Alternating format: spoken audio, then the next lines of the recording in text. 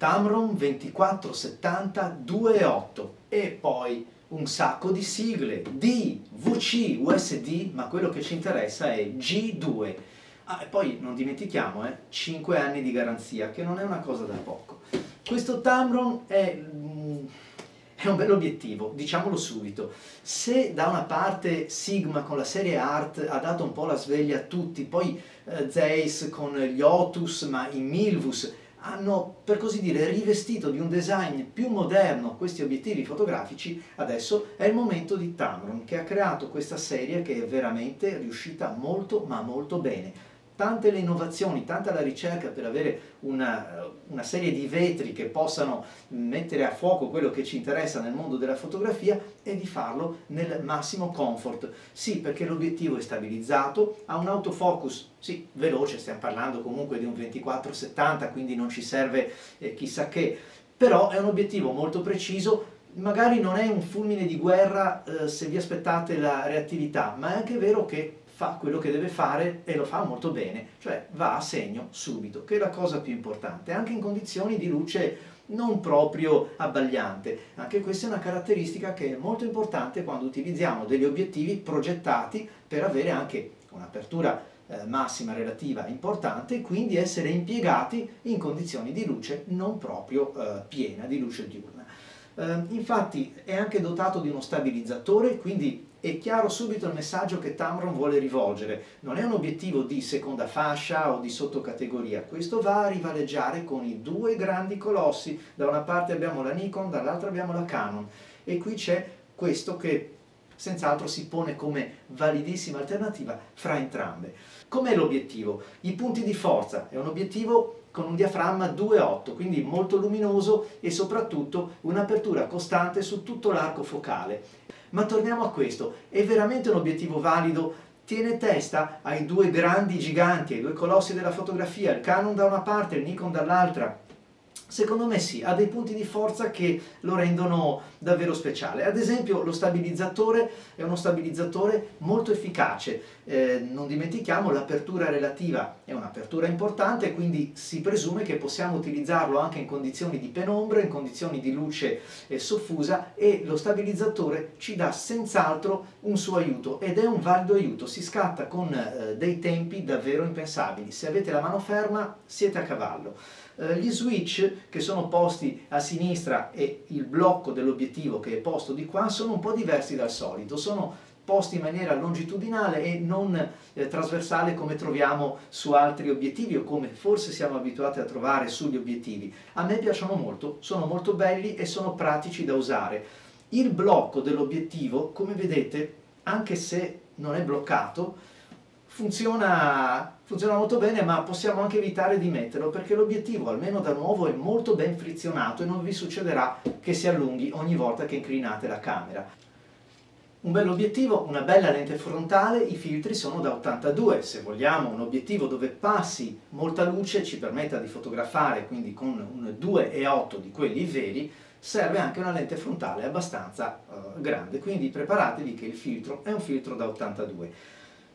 L'angling di questo obiettivo è molto piacevole perché è vero che pesa, però come vedete il tutto è abbastanza raccolto nella sua lunghezza e devo dire che anche sporgendo la lente a 70 mm, allungandosi il barilotto, resta molto stabile e molto saldo nella mano. Senza dubbio è più adatto ad un corpo camera full frame, quindi un pochettino più grande, che ad un corpo di quelli APS-C, perché comunque, essendo la camera più piccola e più leggera, forse perdiamo qualcosa in equilibrio e bilanciamento generale. Però lasciatemi dire che la prova sul sensore APS-C a me è piaciuta moltissimo.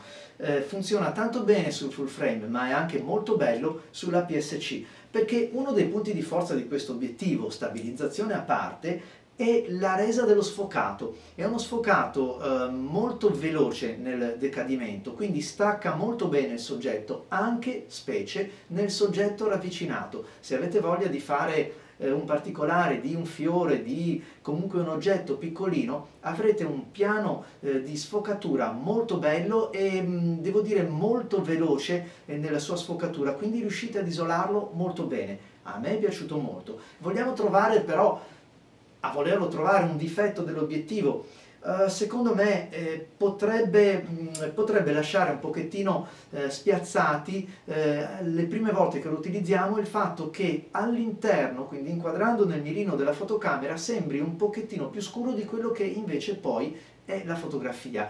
In altre parole, ci sono obiettivi che trasmettono una maggiore luminosità all'interno del corpo reflex, però questa è solo una sensazione visiva nel momento in cui buttate dentro l'occhio, perché le fotografie, le immagini, come vedrete nel video, sono molto belle, i colori sono molto belli, sono dei colori molto saturi, squillanti. Sulla nitidezza ormai non spendo nemmeno più parole, perché un obiettivo è giusto che abbia il suo corretto grado di nitidezza. La cosa che colpisce di più in questa serie Tamron, se mi permettete, invece è la correzione delle linee. La distorsione è controllata davvero molto bene, anche a 24 mm, e questo è l'effetto che spiazza di più buttando dentro l'occhio nel mirino. Sono corretti molto bene. Vi parlerò in un'altra recensione del 15-30 e lì c'è veramente da rimanere sbalorditi.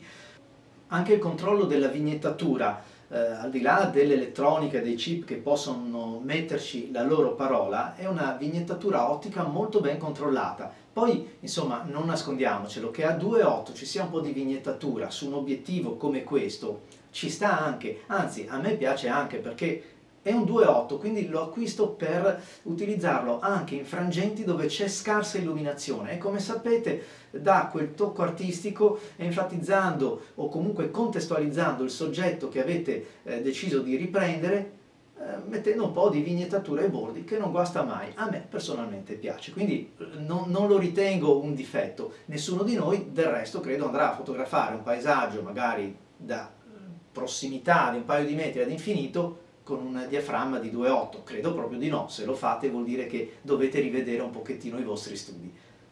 Lo abbiamo staccato dal corpo camera. Com'è questo obiettivo? È bello, solido, ma vi ripeto, molto ben bilanciato. Il peso cade giusto dove deve cadere. Il tappo posteriore a me piace un sacco ed è molto più bello quello per Canon che per Nikon.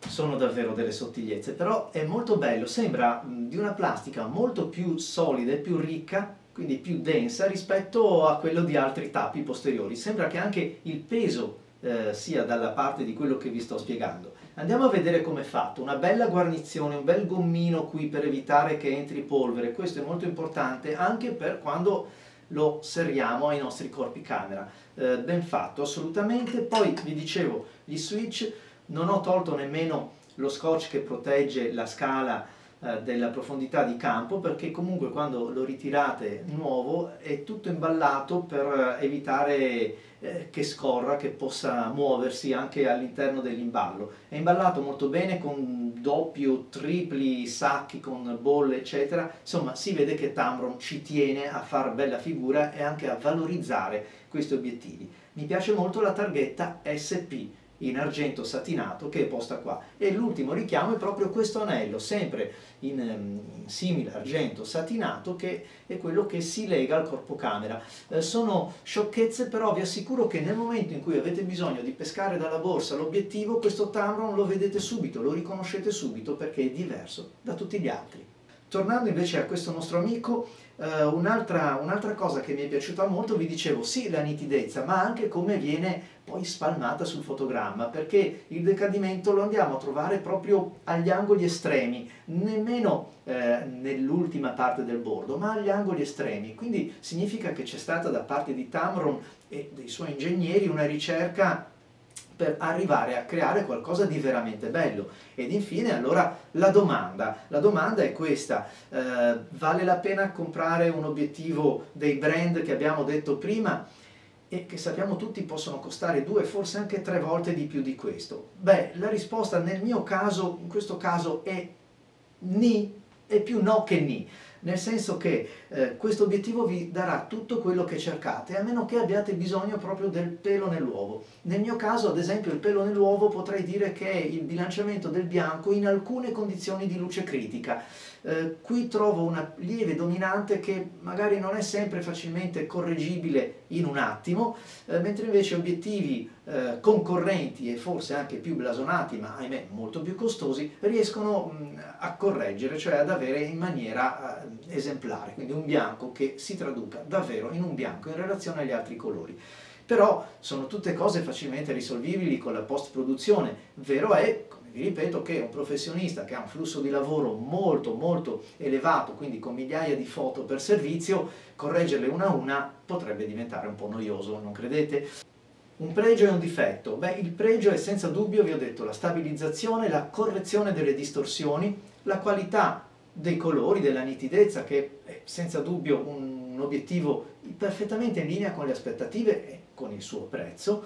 Se proprio vogliamo trovare un difetto, potremmo dire che il colpo d'occhio nel mirino della fotocamera ci restituisce un obiettivo un poco più scuro di quello che potremmo aspettarci. Pensando a un 2.8 ci si immagina forse di essere inondati da una luminosità all'interno del mirino che con questo obiettivo non abbiamo. Stiamo parlando di sottigliezze, ma tutto ovviamente si stabilizza nel momento in cui cominciamo a fotografare.